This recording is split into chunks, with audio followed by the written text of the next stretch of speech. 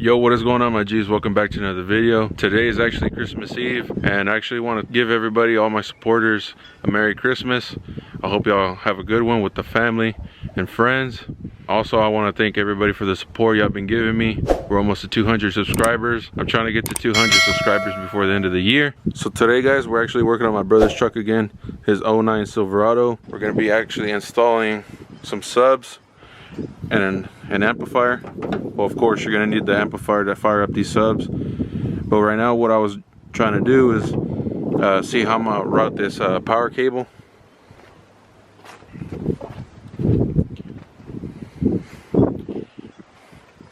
Here's his subs in the box.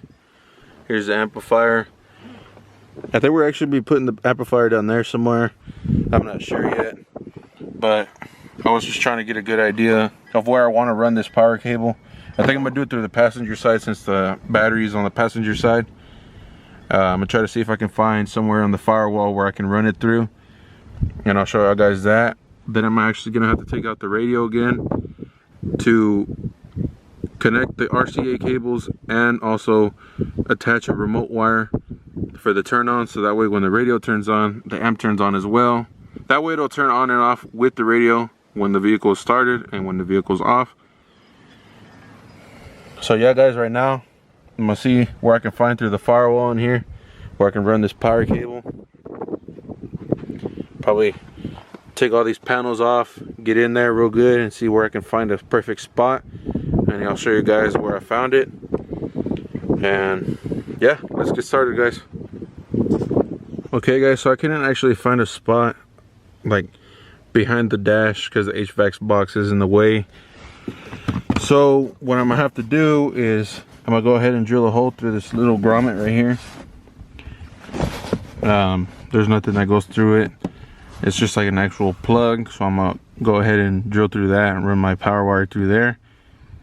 And I'm gonna silicone it around it so that way no water or anything comes in. The only reason why I'm doing this instead of going through the driver's side is because I only have so much wire that it won't reach all the way from the driver's side, or from the passenger to the driver, all the way back. So I'm actually having to go through here, right here, since the battery's right here, go in through here and go straight back. That way it'll save me some wire, because I only have so much. So we're gonna go ahead and do that. Alrighty, guys, before we start working on this truck, we're gonna go ahead and disconnect the negative battery, or the negative cable on the battery, so that way I don't short anything out.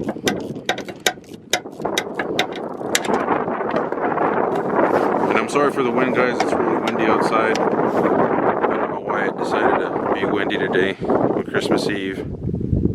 So I'm gonna go ahead and use a 3/8 drill bit to drill through here. And I already checked under the frame, make sure there's nothing there or anything that'll mess up. So let's go ahead and drill into that.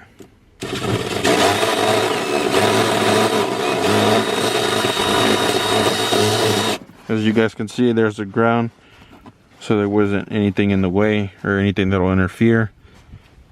So I'm gonna go ahead and run the power cable through up there, and then tuck it along inside here, run it all the way back. Okay, guys, to show y'all where I ran the power wire, I actually left a little bit of slack here so I would be able to connect to the battery. Then I zip tied it up out of the way with one of these existing wires. Right there where you can see that blue zip tie, I ran it all the way down. And I actually pulled the fender liner back from the passenger front, so that way y'all could see from this loom as well. I went ahead and zip tied it there, one down here. I believe this wiring goes down to the O2 sensor. There's the O2 sensor connector right here. And then from the body mount, there's a hole right here, so I ran it through there. And I'm gonna go ahead and zip tie it even more down under the frame. I'm gonna go ahead and run it up and run it all the way back. I'll show y'all guys a little bit more. go ahead and show you underneath. Let me see.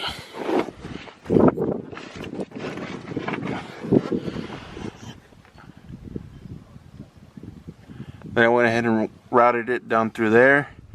I drilled a couple of holes. I drilled 2 holes right there, and I threw a zip tie so that way this power wire was secure. That's where it went up there into the actual cab itself. You can see that blue stuff around it. That's RTV or silicone. This is where I added that silicone, just so that way no moisture or any water or anything like that will come inside the cab when it's raining and he's going through the potholes or something like that. Water won't get in the cab. So I'm gonna go ahead and let that dry out for a little bit. I went ahead and zip tied it right here. Ran it all the way. I actually took this panel off. All you did to do is get your hands right here, pull on it back, and the clips will release. Went ahead and routed it through there.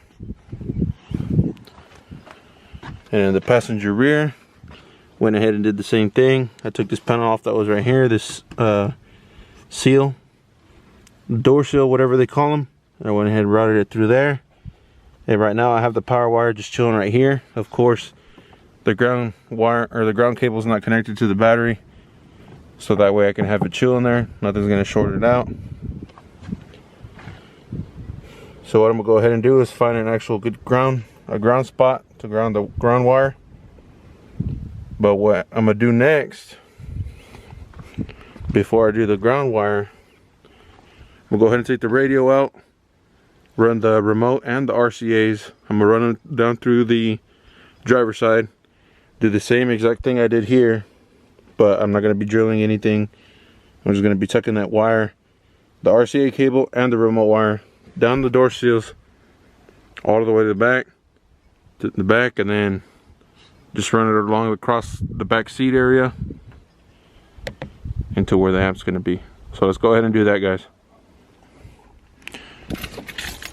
Alrighty guys, so we're going to go ahead and take the radio out, put the shifter all the way down, grab a good edge of this dash, just pull on it gently, don't want to break nothing.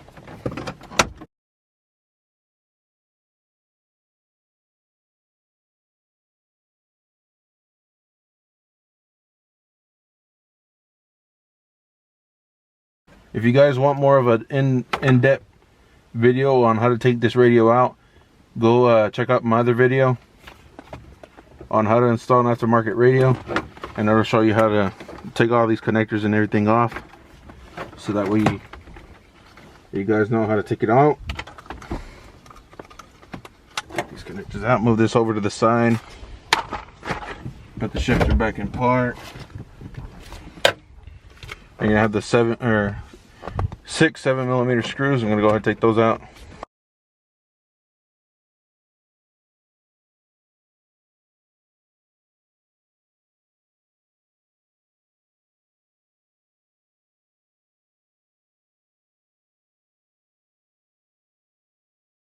Pull back on it slowly. You don't want to yank anything out.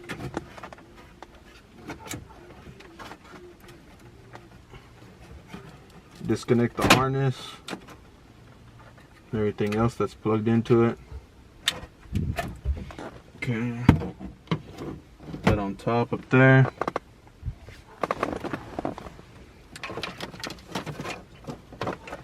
Okay guys, so the wire we're focused on for the remote turn on is on an aftermarket radio. You're gonna have to look for your, it'll either give you a tag where it'll say remote turn on or amp turn on, but in most cases it's the blue with the white stripe. Let me see if I can get the camera to focus. Just blue with the white. When I had previously installed the radio, I actually soldered and heat shrunk this thing, so I'm gonna have to cut this off right here in the middle, strip both ends, and then add the remote wire. And I'm gonna butt connector this one since it'll be all right. It's just a remote turn on. I'm gonna go ahead and do that. Let me go get that wire. Alrighty guys, you can probably see that I got both of the remote turn ons one coming from the aftermarket wiring harness, and then the one from the actual radio harness. I got my remote turn on wire here, another blue one. Go ahead and twist this in with either one of the sides, it don't matter. They're going to be all connected again either way. Grab the butt connector and also your wire crimpers.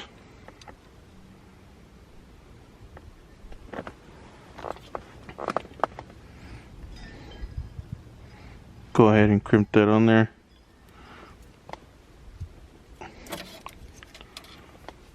As you guys can see, this is the one from the actual radio, the wiring harness, and this is the one that's going to go to the amp. And I'm just going to connect these two together, or back together.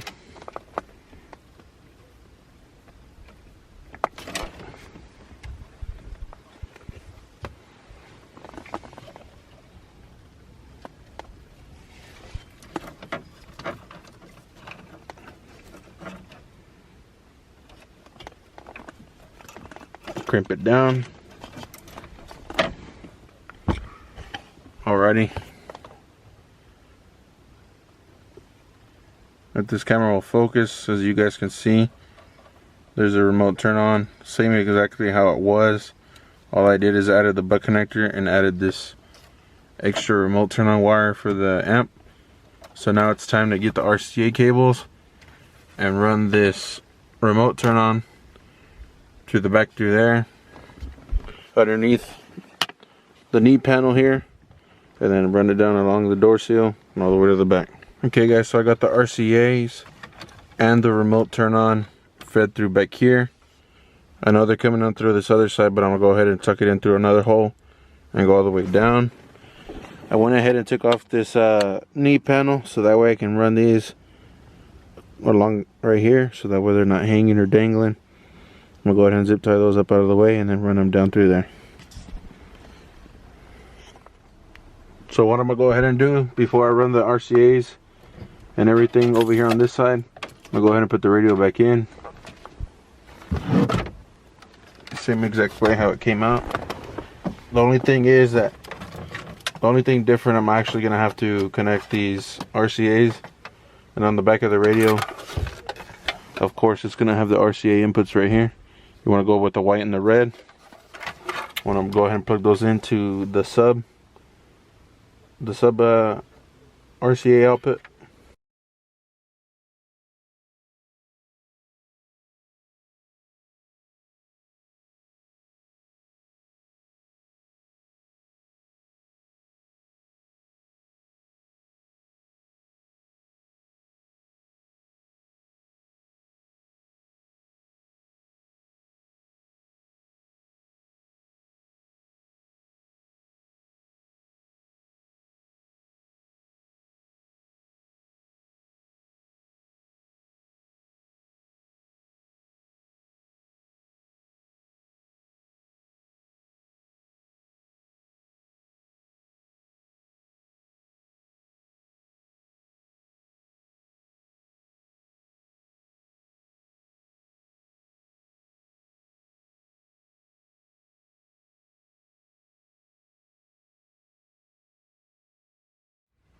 Okay, so I got the RCAs and the remote turn on wire ran. I zip tied it right there on a bracket, and then along right here by the OBD connector. I also zip tied it out of the way. Then behind the hood latch, came all the way down, zip tied it right here against this bundle of wires. And of course, like I did the power wire, I run it down the door seal, down under here on this panel, run it under there, also under here, and it came out back here. So there's the RCAs. There's enough room to go all the way over there. So now I'm gonna go ahead and put these plastics back on and figure out where I'm gonna ground the ground wire. Okay guys, so we got all the plastics put back on. front and back. Now it's time to go over to the passenger side and put the plastics back on. Alrighty guys, so I went ahead and put the plastics back on this side, the passenger front. Also went ahead and put this B-pillar back on. There's the wire, the power wire. I don't know if you guys can see.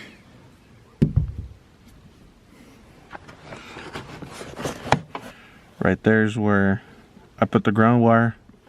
I actually went ahead and wire brushed it down and stuck to self-tapping screws there. I checked in the back, make sure there was nothing in the way, no lines or gas lines or anything like that. It'll poke a hole in. And then I went ahead and tucked away the RCA cables as well. I got them here. Put them under the carpet down there so that way you can't see the wire. Now I got my power, my ground, and also my remote. We're gonna go ahead and attach them to the amplifier here and see how this thing sounds. Alrighty guys, so I got the amp all wired up. I have it right there. I think we are gonna screw it down, I'm not sure yet. We're just gonna go ahead and put it in here. Go ahead and get the speakers. Alrighty guys, so I'm gonna give y'all a little quick sound test.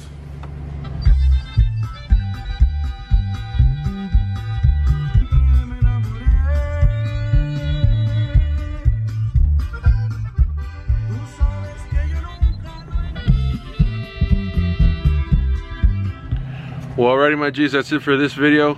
I know this video was kind of all over the place, but I was just trying to get it out of the way before dark hit, and it already got to me. It got dark real quick. Hopefully y'all liked this video. Maybe it did give y'all a little bit of detail on how to install a amplifier in a 07 to 13 Chevy Silverado. Hit that like button if you like this video, and if you want to see more car audio videos like this, I'll post more videos of them, and I'll actually be a little bit more in detail. Like I said, the only reason why I was in a rush to get it out is because I only had a little bit of daylight. We also installed the leveling kit before we installed the amp and stuff like that, so that took a little bit of time. So yeah guys, let me know what y'all think. Also, I want to wish everybody a Merry Christmas. Thanks for all the love and all the support. I'll catch you guys on the next video. Peace. Also guys, I forgot to mention, if you're going to be using the factory radio that the Silverado comes with, they sell this adapter. I don't know if this is the right part number for all the Chevys. I'm guessing it is. The OEM -1. This is what goes into the factory radio, and this is what goes into the other side of the connectors. And what this adapter does is it gives you 2 RCA outputs for your amp, and it also gives you the remote turn on, so that way it's just a plug and play deal. But yeah guys, this is what it is. And I also forgot to mention it, since my brother has an aftermarket radio, we didn't have to use this. So I'm just letting you guys know, just in case if you would like to use your factory radio, you might want to be picking one of these up.